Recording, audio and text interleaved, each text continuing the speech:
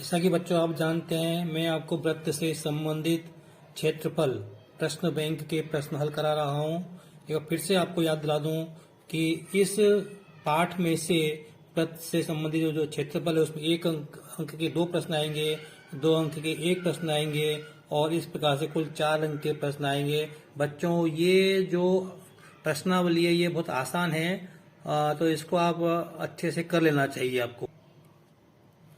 तो अभी तक अपने प्रश्न क्रमांक 13 तक कर लिए थे। अब ये 14वां प्रश्न में हल करने जा रहा हूं।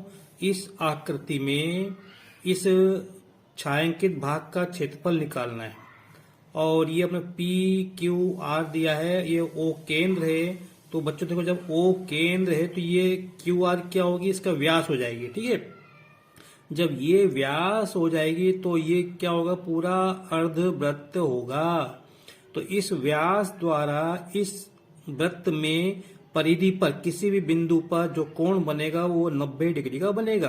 तो ये कोण यहाँ पे 90 डिग्री का होगा। मतलब ये समकोण त्रिभुज है जिसमें ये आधार होगा और ये ऊंचाई होगा। तो आधार की लंबाई हमको दी हुई है, कितनी 7 दी है पी आर, और पी क्यू दी हमको 24 सेंटीमीटर। ठीक है, तो हमको इस जो छायांकित भाग का क्षेत्रफल निकालना है। देखिए क्या करते हैं। तो देखिए हम क्या करेंगे बच्चों, ये जो अर्धवृत्त है इस अर्धवृत्त का क्षेत्रफल निकाल लेंगे, फिर हम इस समकोण त्रिभुज का क्षेत्रफल निकाल लेंगे और घटा देंगे। तो देखते हैं। तो बच्चों आर वर्ग, आर कहां से मिलेगा, ये आर क्यू आर, ये व्यास है इसका आधा, ये आर होगा। लेकिन हमको ये व्यास तो दिया नहीं है ना, तो हम क्या करेंगे, ये जो समकोण त्रिभुज आप देख रहे हैं ना, तो ये जो व्यास होगा ये कर्ण होगा, ये क्योंकि ये कोण 90 डिग्री का है तो इसके लिए ये व्यास जो है कर्ण होगा। तो हम पहले कर्ण की लंबाई निकाल लेंगे, तब हमको त्रिज्या मिलेगी। तो मैं यहीं पे कर दे रहा हूं पाइथागोरस प्रमेय से। तो देखो बच्चों, पाइथागोरस प्रमेय से क्या होता है, कर्ण का वर्ग बराबर लंब का वर्ग प्लस आधार का वर्ग। तो कर्ण को क्या नाम दिया है, इसने क्यू आर नाम दिया है, और इसमें से किसी को भी लंब मान लो, किसी को भी आधार मान लो। तो मैंने लंब इसको ले लिया है पी क्यू, और आधार ये हो जाएगा पी आर हो जाएगा। तो ये लिख दिया। पी क्यू की लंबाई कितनी देखो 24 है और इसकी लंबाई 7 है, तो ये मान रख दिया मैंने। 24 का वर्ग 576 होता है। बच्चों याद हो जाना चाहिए आपको, 24 का वर्ग 576 होता है, 7 का वर्ग 49 होता है। इन दोनों को जोड़ेंगे तो 625 आएगा। तो ये मान किसका है, क्यू आर वर्ग का। हमको क्यू आर का मान निकालना है, तो यहाँ से वर्ग हटाएंगे तो इस पे क्या आ जाएगा, वर्गमूल आ जाएगा। अब 625 का वर्गमूल निकालने की चीज होती है, आपको याद है 25 होता है। तो अब हमको क्यू आर मिले, क्यू आर मतलब ये व्यास मिल गया। लेकिन हमको तो त्रिज्या चाहिए, तो त्रिज्या क्या होगी इसकी आधी। तो त्रिज्या आर बराबर 25/2 ये हो जाएगा बस। अब इसको हल नहीं करना है, इसको ऐसे ही लिखा है दो, है ना। तो मैं ये मान यहां पे रख दे रहा हूं 25/2 गुना 25/2। ठीक है, और ये दो पहले से बटे में। ठीक है बच्चों, अब देखो कुछ कट रहा है क्या, ये 2 से 22 कट रहे हैं 11 बार। अब इसको हल करेंगे अपन। तो बच्चों ये आएगा, भाग देंगे इसका गुना करेंगे इसमें, और 28 का भाग देंगे तो ये आएगा 245.53 वर्ग सेंटीमीटर। ठीक है बच्चों, ये इसका क्षेत्रफल, ये जो है सॉरी, ये अर्धवृत्त का क्षेत्रफल है। ये जो अर्धवृत्त है इसका क्षेत्रफल आ गया। अब हम इस त्रिभुज का क्षेत्रफल निकालेंगे, तो मैं इधर निकाल दे रहा हूं। त्रिभुज पी क्यू आर का क्षेत्रफल क्या होता है बच्चों, 1/2 आधार गुणा ऊंचाई। ठीक है, बराबर 1/2। आधार कितना है 24 मान लो, ऊंचाई कितनी है 7। तो अब इसको 2 से 24 कटेंगे 12 बार, और 12 सत्ते 84। हाँ, तो देखो बच्चों, त्रिभुज पी क्यू आर का क्षेत्रफल कितना है 84 आया, और इस पूरे अर्धवृत्त का क्षेत्रफल कितना आया था 235.53। तो अगर अपन इस 245.5 में इस त्रिभुज का क्षेत्रफल घटा देंगे तो हमको ये छायांकित भाग का क्षेत्रफल मिल जाएगा। तो वही लिखा है छायांकित भाग का क्षेत्रफल बराबर अर्धवृत्त का क्षेत्रफल माइनस त्रिभुज का क्षेत्रफल। अब इसको कैसे घटाना है वो मैं आपको बता दूं, बच्चे इसमें ही गलती करते हैं। 245.5 ये लिखा और 84.00 मैंने यहाँ पे लिख दिया, दशमलव के नीचे दशमलव आना चाहिए। तो ये 5 3 आएंगे, दशमलव 5 में से 4 गए तो 1 और 14 में से 8 गए तो 6 बचेंगे, यहाँ पे 161 वर्ग सेंटीमीटर। तो ये हमारा उत्तर होगा फाइनल। ठीक है बच्चों, अब अपन अगला प्रश्न देखते हैं। इस प्रश्न में हमको 2 वृत्त दिए हैं जिनका केंद्र एक ही है। तो हमको ये जो है बाहर वाला जो वृत्त है उसकी हमको त्रिज्या दी है कितनी, 7 सेंटीमीटर 14 सेंटीमीटर, और अंदर वाले वृत्त की त्रिज्या दी हमको 7 सेंटीमीटर। और ये जो कोण है ये कोण दिया हमको 40 डिग्री का कोण दिया है। तो हमको छायांकित भाग का क्षेत्रफल निकालना, ये हमको क्षेत्रफल निकालना है। तो देखो बच्चों, इसमें हमको क्या करना है, हमको दोनों वृत्तों का त्रिज्यखंड का क्षेत्रफल निकाल लेंगे और बाहर वाला जो त्रिज्यखंड है ये बड़ा वाला वृत्त जो है उसके क्षेत्रफल में से अंदर वाले वृत्त के त्रिज्यखंड का क्षेत्रफल घटा देंगे। इस क्षेत्रफल में से ये क्षेत्रफल हम घटा देंगे तो हमको ये मिल जाएगा। तो बहुत आसान है बच्चों, दोनों वृत्तों में अपने को त्रिज्यखंड का क्षेत्रफल निकालना है। तो देखो बच्चों, ये प्रश्न आपके सामने रखा, यहाँ पे हमको 2 वृत्त दिए हैं, एक अंदर वाला एक बाहर वाला है। अंदर वाले वृत्त की त्रिज्या दी अपने को कितनी दी है, 7 सेंटीमीटर ये, और बाहर वाला जो वृत्त है उसकी त्रिज्या अपने को कितनी दी है, 14 सेंटीमीटर। और ये दोनों त्रिज्याओं के बीच का कोण कितना दिया है अपने को, 40 डिग्री दिया है।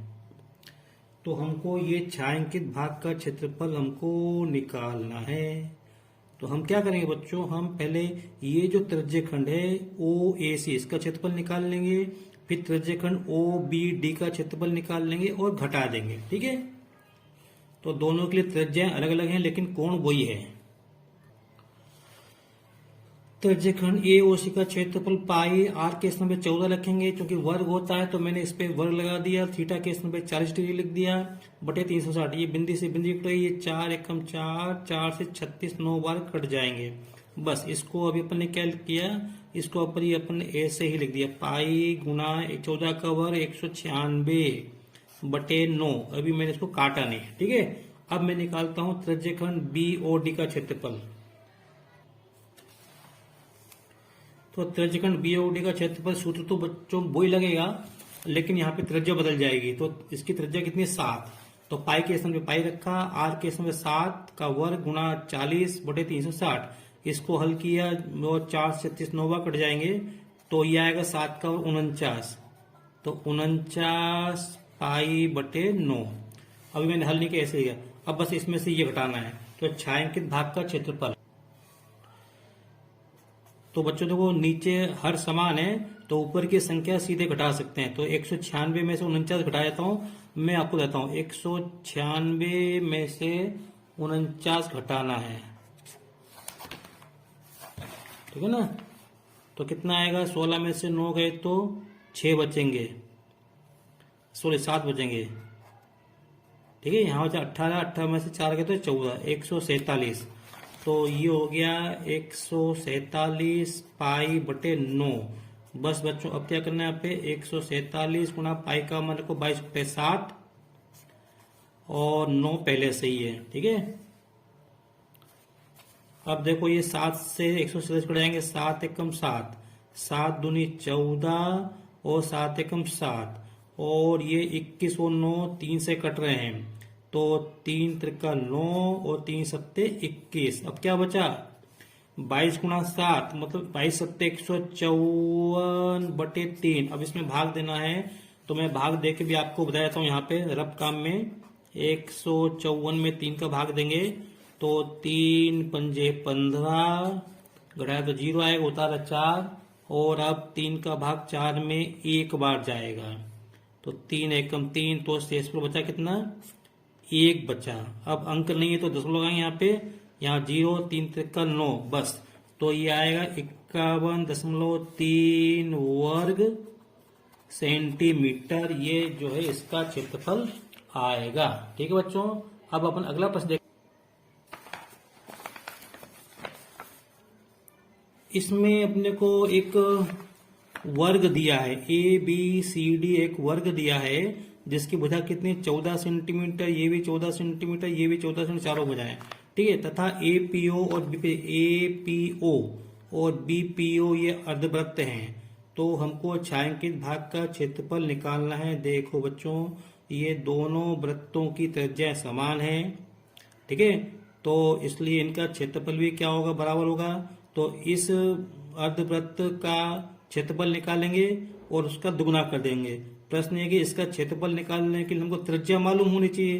तो ये इसका व्यास है, तो इसका व्यास इस भुजा की लंबाई के बराबर होगा। मतलब ये 14 होगा, ये भी 14, ये भी 14 और ये भी 14। तो ये 14 है व्यास, तो ये त्रिज्या कितनी हो जाएगी इसकी, 7 हो जाएगी। ये भी 7 होगी। इसी प्रकार इस वृत्त के लिए भी 7 और ये 7 हो जाएगी। तो हम क्या करेंगे, दोनों वृत्त का क्षेत्रफल निकाल लेंगे और वर्ग का क्षेत्रफल निकाल लेंगे और घटा देंगे। देखते हैं। तो ABCD एक वर्ग है जिसकी भुजा कितनी 14, ये भी 14, ये भी 14, ये भी 14 और इसके अंदर दो अर्धवृत्त है। मतलब ये इस तरह से रखा गया है इसके अंदर, एक ऐसा है और एक ये ऐसा है। तो एक अर्धवृत्त ये है, एक अर्धवृत्त है। तो निश्चित रूप से जब ये अर्धवृत्त है तो इसका व्यास भी होगा, व्यास त्रिज्या। तो व्यास तो ये जो भुजा है 14 सेंटीमीटर, ये इसका व्यास होगा। तो जब ये व्यास होगा तो इसकी त्रिज्या कितनी होगी, 7 सेंटीमीटर होगी। इसी प्रकार इसका भी व्यास कितना होगा, 14 होगा और इसकी त्रिज्या कितनी होगी, 7 सेंटीमीटर होगी। तो दोनों वृत्त एक जैसे हैं। तो अपन क्या करेंगे, पहले अपन वर्ग का क्षेत्रफल निकाल लेते हैं, सूत्र हमको मालूम है। और अर्धवृत्त का क्षेत्रफल निकालते हैं, वो भी सूत्र हमको मालूम है। फिर घटा देंगे हम। तो देखते हैं वर्ग का क्षेत्रफल क्या होता है बच्चों, भुजा का वर्ग। भुजा की लंबाई कितनी, 14। तो ये वर्ग लगा दिया। और 14 का वर्ग मतलब 14 का 14 में गुणा करना है तो 196 वर्ग सेंटीमीटर आएगा। अब हम बात करते हैं ये जो अर्धवृत्त तो अर्धवृत्त का क्षेत्रफल कितना होता है बच्चों, पाई r वर्ग बटे 2। लेकिन यहाँ पे दो अर्धवृत्त हैं, तो दो अर्धवृत्त का क्षेत्रफल निकालने के लिए इसमें अपन 2 का गुणा कर देंगे, क्योंकि ये इसका क्षेत्रफल समान है। तो ये 2 से 2 कट जाएंगे बच्चों, तो ये आएगा पाई r वर्ग। मान रख दो, पाई का मान लिखो 22/7 और r का मान कितना है, यहाँ पे 7 है। r का मान लिख देता हूं मैं यहाँ पे। तो इस तरह से अर्धवृत्त की त्रिज्या पहले हमको लिखनी पड़ेगी, 14/2 बराबर 7 सेंटीमीटर। तो यहाँ पे 7 गुणा 7, ये 7 ऊपर है, ये 7 नीचे, तो ये कट जाएंगे। तो 22 गुणा 7 बराबर 154 वर्ग सेंटीमीटर। ठीक है, अब हमको ये छायांकित भाग का क्षेत्रफल निकालना है, इसका क्षेत्रफल निकालना है बच्चों। तो क्या करें, इस क्षेत्रफल में से ये वाला क्षेत्रफल घटा देंगे। तो लिख देते हैं 196 माइनस 154, यहाँ पे बता देता हूँ आपको अलग से। 196 में से 154 घटाओ तो 6 में से 4 के 2 और 9 में से 5 के 4, 1 में से के 0, तो 42। तो कितना आएगा, 42 वर्ग सेंटीमीटर। बच्चों अगर आपको मेरा वीडियो पसंद आया हो तो इसे लाइक करें, शेयर करें। वीडियो लंबा हो रहा है। ठीक है बच्चों, अब अगले वीडियो में अपन ये पृष्ठीय क्षेत्रफल जिसमें बेलन, शंकु, गोला से संबंधित प्रश्न अपन करेंगे। तो इसके अंदर बच्चों ये अभी अपन अगले वीडियो में मैं इसको डिस्कस करूंगा। अभी इतना ही। अगर आपको मेरा वीडियो पसंद आया हो तो इसे लाइक करें, शेयर करें, सब्सक्राइब करें। Thank you.